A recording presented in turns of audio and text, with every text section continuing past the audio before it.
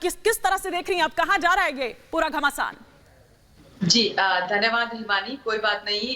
दीपक जी की बात सुनना ज्यादा आवश्यक था मुझसे, क्योंकि हॉर्सेस माउथ से जब चीजें निकल करके आती हैं तो सबके लिए, पूरे भारतवर्ष के लिए क्लियर हो जाती हैं। पर मुझे ऐसा लगता है कि इस वक्त उद्धव ठाकरे जी को, आदित्य ठाकरे को और संजय राउत को ये दोहा आत्मसात कर लेना चाहिए कि ऐसी वाणी बोलिए मन का आपा खोए, औरन को शीतल करे आपू ही शीतल होए।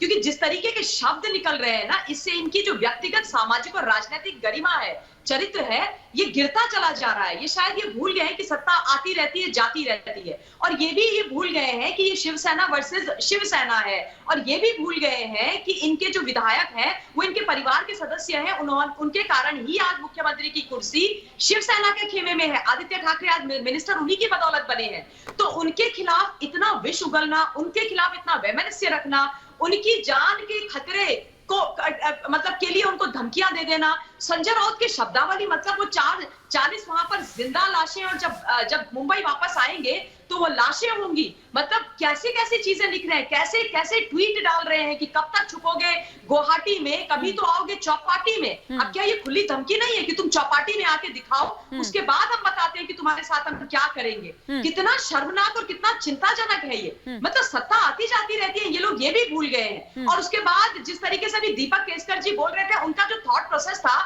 वो एकदम क्लियर है, साफ है। वो भारी मन से और वेदना से अभी बोल रहे थे दीपक जी कि मैं अपने सुप्रीमो से, अपने मुखिया से, अपने मुख्यमंत्री से पिछले 1-1.5 साल से बात करने की कोशिश कर रहा हूं। मैंने उनको बोला था कि चीजें गलत हो रही है, मुझसे मिलिए, लेकिन वो मिलने को तैयार नहीं है। और अब ठीकरा वहां फोड़ा जा रहा है। आदित्य ठाकरे जुम्मा 32 साल के युवा, जिनको सब कुछ प्लेटर में मिला है, आज वो कैसी कैसी शब्दावली का इस्तेमाल कर रहे हैं एकनाथ शिंदे जी के लिए, दीपक केसकर जी, जो तमाम लोग उनके सहयोगी, क्या उनसे बड़े हैं उम्र में। बिल्कुल ये शोभा देता है क्या? बिल्कुल, इसी बात को लेकर मैं आगे जाऊंगी।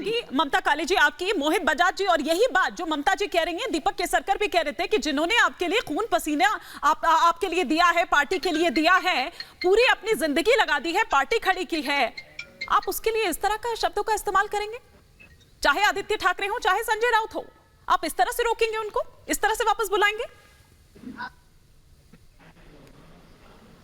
देखिए, यहां पर जो बात हो रही है, बात आपकी बिल्कुल सही है कि शब्दावली का ध्यान रखना चाहिए, इस बात पर बिल्कुल सहमत हूं। लेकिन मैं एक बात यहां पर बता देना चाहता हूं कि देखिए, जो भी ये सारा मामला हो रहा है, एक छोटा सा उदाहरण मैं आपको देना चाहता हूं। छोटा सा उदाहरण, मान लीजिए भारत में किसी प्रकार का अंदर हम संबंधित अधिकारियों से, प्रधानमंत्री जी से, राष्ट्रपति जी से या संबंधित व्यक्ति से नहीं मिल पा रहे हैं, और कोई दिक्कत परेशानी अंदर चल रही है, अंदरूनी दिक्कत चल रही है, तो क्या हम अपना देश छोड़ के किसी अन्य देश में चले जाएंगे? क्या आप फिक्शियस स्टोरियां सुना रहे हो बैठ के?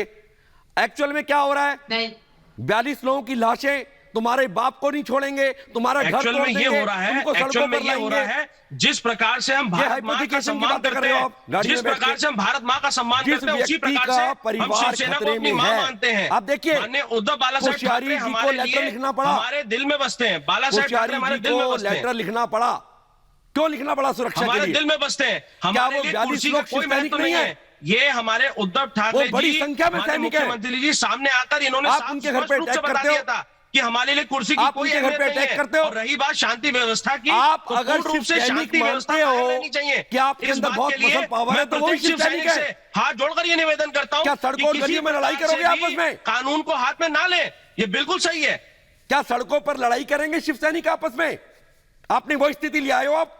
बिल्कुल नहीं करेंगे। सड़कों पर तो कोई भी लड़ाई नहीं करेगा। तो आप क्यों मारपीट पे आ रहे हो? कोई लड़ाई नहीं करेगा। सड़कों पर लड़ाई करने के लिए क्यों लिखना पड़ा गवर्नर को? ये बात तो संजय राउत ने खुद कही थी ना कि सड़क तक संग्राम ले जाया जाएगा। मोहित बजाज, आप दोनों की बातों में इतना कॉन्ट्रडिक्शन क्यों है? क्यों है इतना कॉन्ट्रडिक्शन? संजय राउत ने ही तो कहा था ना कि सड़क तक संग्राम जाएगा, और अभी तो ये संयमित है, अभी संयम में है, उनके संयम का परिचय मतलब वहां पर देने की जरूरत नहीं है, अगर भड़क गए तो मुश्किल हो जाएगा। ये सब चीजें क्या है?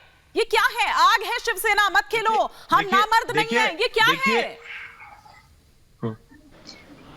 असल में ये है कि एक मूवी आई थी जो अभी हाल फिलहाल में, मेरे को बोलने दिया जाए, दुनिया में रहते हैं। नहीं भैया, सुनिए, आप क्या मूवी वगैरह की कहानियां मत सुनाइए। आप ये बताइए कि इतने जो बड़े बोल और बिगड़े बोल वाले हैं संजय राउत, ये क्या इन्होंने धमकाने का ठेका ले रखा है क्या? लॉ एंड ऑर्डर की इतनी बुरी हालत हो गई है। दिलीप वलसे पाटिल जी क्या कर रहे हैं? बेचारे जो परिवार है एमएलए के, वो डरे हुए हैं आज। आप उनकी लाश मतलब खड़ी लाश लाने की बातें कर रहे हो, क्या सोचेगा परिवार? उनकी सिक्योरिटी विड्रॉ कर दी, क्या कसूर है उन्होंने उनका? माने संजय राउत जी ने, देखिए संजय राउत जी का एक तरीका है, इंटैक्ट रखना चाहते हैं। उनके लिए कुर्सी से ऊपर पार्टी है, उनके लिए कुर्सी से ऊपर आइडियोलॉजी है, और इसमें आप उनको गद्दार बोल देंगे, उनको कचरा बोल देंगे, इस तरीके की शब्दावली का कोई इस्तेमाल करता है क्या? खुद सोचिए आप कैसा उन लोगों को वहां पे लग रहा होगा। मतलब अभी उनकी डिमांड क्या है? एनसीपी और कांग्रेस हम लोगों के लिए शिवसेना हमारी मां है, हम लोगों के लिए शिवसेना हमारी मां है, और हमने किसी को भी किसी भी तरीके से किसी भी प्रकार से दंगा भड़काने के लिए हमने किसी को ना कहा है और ना प्रेरित कर रहे हैं। इस प्रकार से जो विपक्षी लोग हैं, जो नहीं चाहते थे कि वहां पर शिवसेना की पार्टी बनी रहे, वह लोग लगातार इस बात की बात बोल रहे हैं। आप क्या बात कर रही हैं? आप बताइए कि क्या किया था इन दोनों ने मिलकर के बाला साहब जी के साथ? क्यों बोला था बाला साहब जी ने कि मैं इनके साथ कभी सरकार नहीं बनाऊंगा?